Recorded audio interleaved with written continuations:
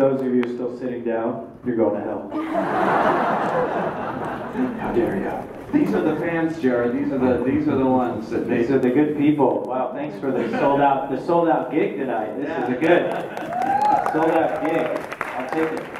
I like the word gig too because you've been away from the film business before this picture for about 6 years, becoming a major music star with 30 Seconds to Tokyo. Yeah. Sure. 30 Seconds to Mars. 30 Seconds. Sorry. Some far away. I always screw it up. Sexy place. Anybody ever heard of that? Can you? They have sold over 10 million records, and yes. Those things that people used to buy a long time ago. You remember those? Remember those? Now they just steal CDs them or and downloads and the whole thing? Yep. That's it. Well, you know, I mean, really, you left this business. You left acting to do this. Yeah. I did. I said goodbye for a while, which was the best thing that I ever did. You know, I was pursuing other dreams, and I highly recommend it. Apologies to your agents if they're actors here, but leave now while you have a chance. It's a good thing to go and do other things, see other things. It teaches you, it inspires you, it challenges you, and you take that and you can bring it back if you happen to come back like I did. And I think you're better for it. I certainly am better for it. I'm a better actor and a better person. What I love is I heard your co-star in the film Dallas Buyers Club, Matthew McConaughey, said when he got cast with you in the film, he said, "I've just met a performance artist. I just met Jared Leto, who's in 30 Seconds to Mars, and you know he left the acting business to do this, and he's just a performer. He comes in and he performs." Is that how you look at yourself? Well, I mean, it was a nice thing to hear. You know, and I really don't, I try not to think of myself at all, to tell you the truth.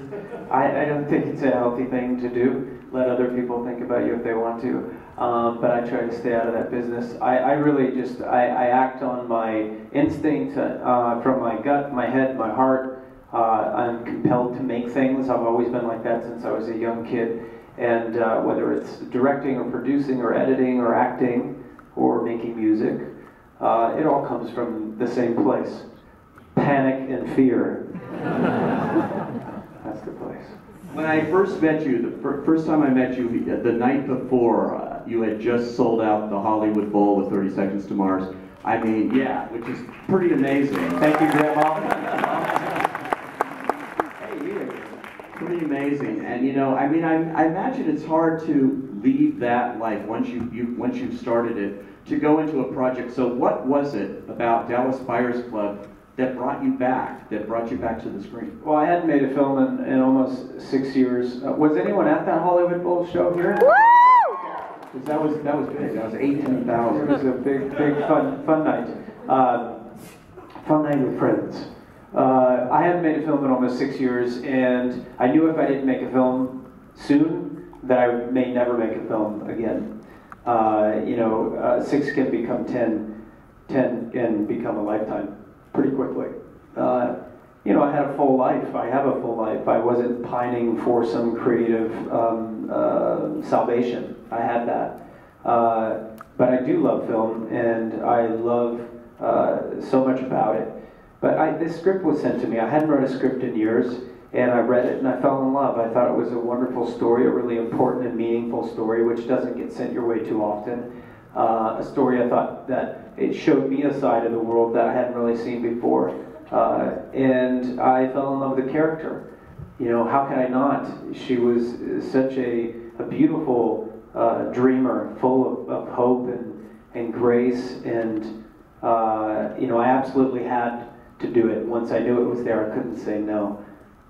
What is it about the role of Rayon, which is great, which could have been a stereotype, it could have been anything, and I heard you were very careful about the way you wanted to play her as a transgender and not as a drag queen. Yeah, you know, I had my own experiences that led me to that conclusion. I was interviewing people on the road, all around the world. And I did an interview with a young kid named Daniel, who was an amazing discovery because Daniel had been living as a boy for about 9 months when I met him. He was 14. And I had this really incredible, impactful interview with him. And I had a couple of other experiences. Had I not had those experiences, making art, doing something creative, and having those interviews and those other experiences, I probably wouldn't have made the same choice to play Rayon the way that I did. I may have made another choice, but I'm certainly glad that, you know, that's one of the things that happened in those 6 years. You live a life, it teaches you. You take what you've taught and you share it with others, right? Yeah. Do you think you could have played this role before you took that break from movies? No, I don't think so. I probably would have failed miserably. I think that that time was really important for me, and I feel like in a lot of ways that I started again as an actor. Like this is a beginning. You know what was extraordinary? There's so many great scenes that you have in it, but I thought, you know, maybe it was the most challenging scene was when you had to face your father, and you had to do that. But that was just amazing. We've seen Rayon throughout the film, and then we see that, and it was just an extraordinary switch, and it was something that I imagine was difficult to film. Yeah, it was. You just saw that scene, right? When I go into the bank and see my dad. And I knew it was a very special scene. You knew on the page that it was emotionally charged. And it was also the first time in the film where I wasn't wearing women's clothing. And I was a little concerned about that because I thought if I lose the wig and the eyelashes and the lipstick and the skirt, the tights and the heels, is she still going to be there? But I put on Matthew's Ron's suit, an oversized suit, and went to see my father one last time, really for 2 things.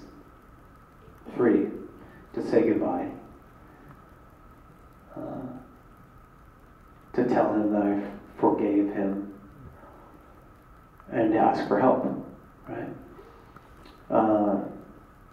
But I think because of the approach that I took with the part and the way that I just breathed Rayon in and lived in her skin for that time, it didn't matter what I put on. When I walked across the bank floor, I was still her underneath those clothes.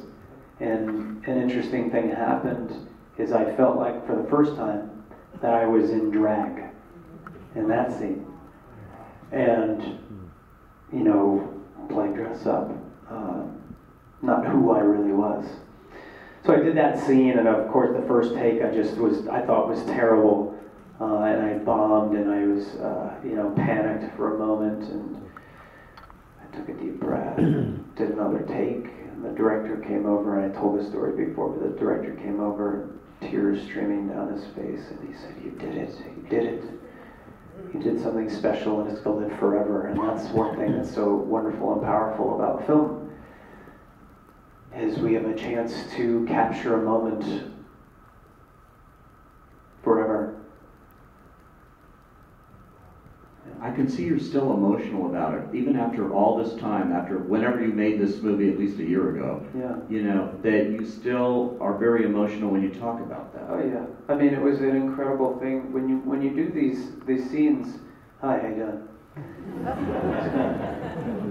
I'm always a little cautious. I've done things like this, and people put what was supposed to be a bomb in front of me before. True story. Was anybody at that? Yes. You were doing that, like Jesus. So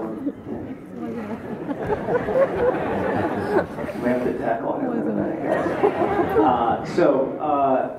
What was it? Oh, emotion. Yeah, it is very emotional. You know, when you do these scenes,